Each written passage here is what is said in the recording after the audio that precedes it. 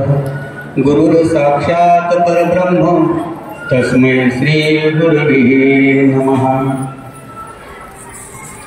या ठिकाणी आपल्या हरिभक्तपरायण गुरुवर्य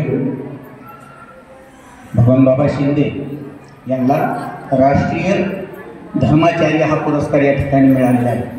आता महाराज या अगोदर बोलले की मी काही शुभेच्छा देऊ शकत नाही, पण मी तर शुभेच्छा द्यायला काय हरकत नाही, कारण या ठिकाणी मला बोलायचं नव्हतं पण बोलायची संधी दिली, म्हणजे मी काही बोलणार नाही असं काही माझ्याकडे पाहून तुम्ही असे चेहरे करू नका।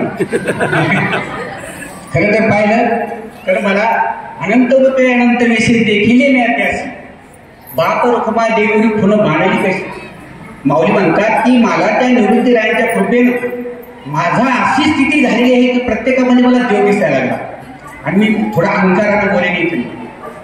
थोडा अहंकार माझा कसा इथे जागृत झालाय। थोडा कसा झाला की सुरुवातीला मला आनंद खूप वाटायला लागला, कारण आता हे इवलेश्वर रोप लावलेले द्वारी त्याचा वेल गेला गगनावर। या ज्ञानोक्तीप्रमाणे काय झालेलं आहे की सुरुवातीला मी एकट्याने तरफड केलं। याच्या अगोदर देऊळगाव महिला कार्यक्रम होत होता। माझं श्रेय मला श्रेय जाते आणि मी घेणार, ते नाही दिलं तरी घेणार। देऊळगाव महिला कार्यक्रम होता, बाबा तिथे यायचे, त्याच्या अगोदर बिभीषण बाबा म्हात्रे बाबा हे यायचे। मग काही कारणास्तव माझी त्यांची ओळख झाली, मग आपल्या इथं भगवान बाबा पण आले। मग हे कुठेतरी थांबायचे, कधी कधी या लोकांना स्टेशनवर थांबायची वेळ येत होती, कारण त्यावेळेस एवढे साधनं नव्हतं। मग काही कारणानिमित्त बाबांचा आपल्याकडे कार्यक्रम झाला, बिभीषण महाराजांचा कार्यक्रम कॅन्सल झाला की म्हणजे की आता मी येऊ शकत नाही, तुम्हाला अशी एक व्यक्ती देतो की ते कार्य करते। आज त्यांचं ते दिसायला लागलं आपल्याला कार्य, ते आपल्या जीवनामध्ये आले आणि त्यांनी हे महान कार्य या ठिकाणी केलेलं आहे। आणि त्या ठिकाणी मी प्रकर्षाने सांगेन की ज्यावेळेस माझी त्यांचा संबंध आला तर मी 8 वर्ष बाबाला कोणाकडे जेवू सुद्धा दिले, म्हणजे थोडक्यात सांगेल तुम्ही बापापेक्षा जास्त प्रेम केलं, बापापेक्षा जास्त प्रेम केला हे परत सांगेल तुम्ही। कारण मला तो थोडा अहंकार आहे, कारण कसं की ते रोपटं आज लावले आणि ते फळाला आणले याचा मला अहंकार आहे का? हे जर मागील त्यांची जर भेट नसली झाली तर आपण दिसलो नसतो इथे।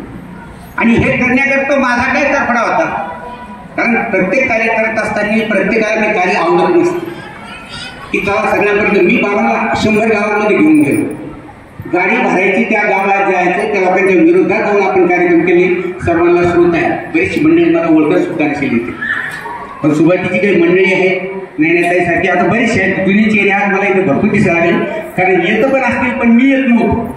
आता मला काय मी स्वतः बाजूला झालो, मला काय बाजूला केलं गेलं हा थोडा वेगळा प्रश्न आहे, कारण त्याचं गणित करायला लागणार। मला याचा प्रश्न, मला याचं उत्तर मलाच नाही भेटला तर तुम्ही काय सांगणार? म्हणून जे काय चाललं जे आहे हे कार्य महान कार्य, आणि आता बाबांची जबाबदारी आणखी वाढली। भोसले बाबांनी सांगितल्याप्रमाणे की आता हे मर्यादित राहिले नाही। बाबा निमित्ताने सांगत असतात की संकोचनी कार्य झाला असेल हा ही अपोषण ब्रह्मांडाची एवढी व्यापकत्व त्या स्थितीला आले पाहिजे, आणि ती येऊ राहील आणि यालाच पाहिजे। म्हणून आज या ठिकाणी जे दिसायला लागलं हे आता म्हणजे त्यांचं कार्यच आहे, आणि या कार्याला सुरुवात कुठेतरी होती। हे बघा, झाड लावणारा फळं खात नसतं, है की नाही मामा? झाड लावणारा फळं त्याला मिळतील असं काही नसतं। झाड लावण्याचं काम आम्ही केलं, पाणी घालण्याचं काम आम्ही केलं, पण आपल्याला सर्वांना आणि ते फळं टाकण्याकरता मी सुद्धा झाड लावणार या ठिकाणी आज उपलब्ध आहे।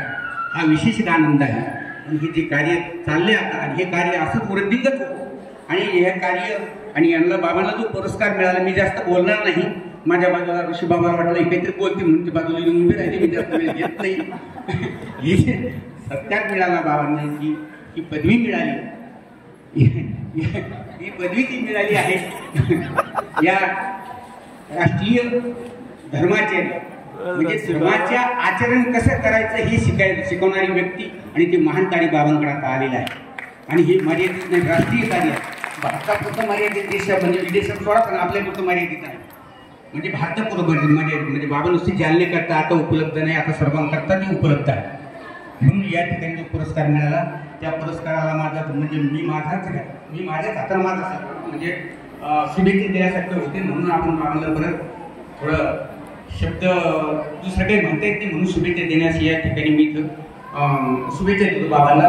तसेच या ठिकाणी आपल्या जालना जिल्ह्याचे वैभव बाबा इथं आले आहेत. कोपरीकर महाराज सर्व आयुष्य त्यांनी सहजतेमध्ये आणि विशेषतेमध्ये असं त्यांनी कधी दाखवलं नाही.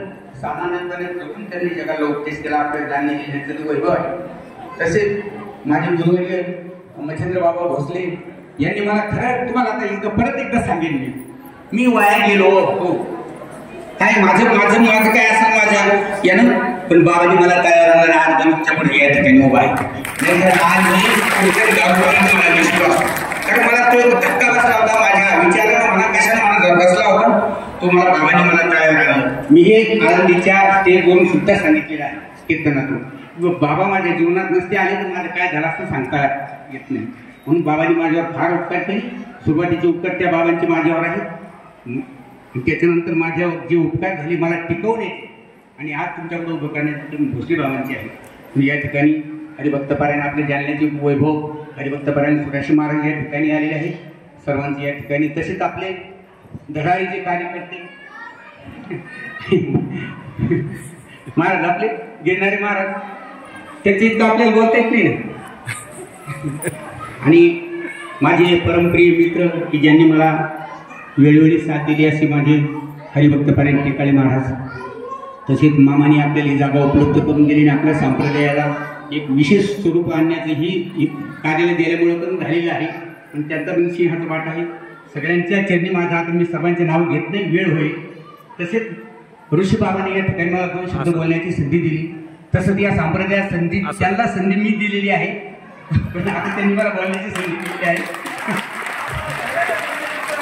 कारण बंद पडून गेले तर मी बळत मार घातली त्यांना देऊळ जाऊन गेले आणि बरीच इथं ते साक्षीदार आहे सर्व. म्हणून या ठिकाणी मी जास्त बोलत नाही, 2 शब्द बोलून माझे हे संपवले. धन्यवाद दादा. खरोखर हिमालय शिरोप लावलेले द्वारी हा जो उल्लेख दादाने केलेला आहे, खरोखर पहिलं बीज जर कुणी लावला असेल तर मी आवर्जून नाना महाराजांना सांगू इच्छितो की बाबा की जालना जिल्ह्याचं हे जे सर्व वैभव ज्या घरापासून सुरुवात झालं ते म्हणजे चापेटकर दादाचं घर आणि त्याचा धन्यवाद. हरिभक्तपारायण साखरे महाराजांचे शिष्य सुराशी महाराज या ठिकाणी अगदी 2 शब्द आशीर्वचन आपल्याला देतील.